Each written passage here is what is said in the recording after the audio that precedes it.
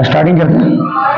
सबसे पहले तो बच्चे की जीवाणु विज्ञान किसको कहते हैं, तो आपको याद होना चाहिए। यहाँ पे मैं तोड़ के बताता हूं कि बैक्टीरियो जोड़ोलॉजी, बैक्टीरियो का मतलब होता है बैक्टीरिया, बैक्टीरिया, और बैक्टीरिया का मतलब होता है जीवाणु, यानी लॉजी का मतलब होता है स्टडी, और स्टडी मतलब होता है अध्ययन। तो आप सोच के बताइए कि इसमें हम लोग क्या चीज का अध्ययन करने वाले, जीवाणुओं के बारे में अध्ययन करेंगे, कहलाएगा जीवाणु विज्ञान। यानी जीव विज्ञान की वह शाखा है जिसमें जीवाणुओं के बारे में अध्ययन किया जाता है, उसे जीवाणु विज्ञान कहते हैं। अब आइए जीवाणु का खोज कैसे हुआ है। तो 1675 में एक वैज्ञानिक जो डच के थे, उनका नाम एंटोन वॉन लीeuwenhoek था, और इन्होंने ये जीवाणु का खोज किया था। कैसे खोज किया था, तो माइक्रोस्कोप यानी सूक्ष्मदर्शी जो 40x का था, उसके सामने में तालाब के एक बूंद गंदा जल को लेकर आए और इसके सामने में रख दिया, और एक कोशिकीय जीव के बारे में इन्होंने भी पता लगाया। तो इसमें तैरते हुए कोशिकीय जीव नजर आया, जिसका नाम इन्होंने सबसे पहले एनिमल क्यूल्स यानी जंतु के रूप में रखा था, लेकिन वास्तव की बैक्टीरिया के रूप में था।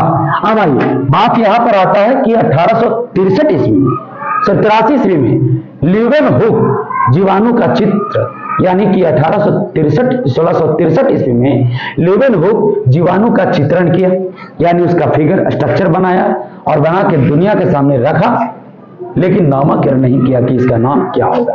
1829 ईस्वी में एहरनबर्ग जो है एक वैज्ञानिक, जिसके द्वारा इसका नामकरण किया गया और इसका नाम बैक्टीरिया यानी कि जीवाणु के रूप में रखा गया। तो याद रखिएगा। 1864 में फ्रांसीसी यानी फ्रांस निवासी था एक वैज्ञानिक जिसका नाम लुई पास्चर था, और 1876 में एक कोच वैज्ञानिक था, और यही कोच जीवाणु रोग, जीवाणु माने इन दोनों मिलकर के, लुई पास्चर और कोच इन दोनों मिलकर के जीवाणु के द्वारा फैलने वाले रोग के बारे में बताया कि जीवाणु के द्वारा रोग भी फैलता है, जैसे जंतुओं में एंथ्रेक्स रोग होता है, उसके बारे में उन्होंने बताया था। फिर पास्चर साहब ने ये भी बताया था कि यह जीवाणु का किण्वन की क्रिया करके, यानी कि औषधि का भी निर्माण किया जाता है, यानी दवाइयों का निर्माण करने का भी ये जीवाणु के द्वारा इन्होंने बताया था, लुई पास्चर के द्वारा बताया गया था।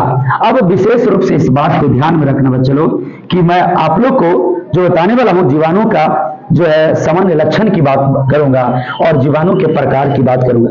ऐसे बहुत सारे जीवाणुओं के आकार की बात करेंगे कि कौन कौन सा आकार है, कौन कौन सा प्रकार है, इसका सामान्य गुण क्या है, इसके बारे में, और तब एक वीडियो बनाएंगे, और उस वीडियो में जीवाणु और विषाणुओं के अंतर की बात करेंगे कि जीवाणु में कौन सा होता है, विषाणु में कौन सा होता है, और ये इस प्रकार से कंप्लीट आपका हो जाएगा।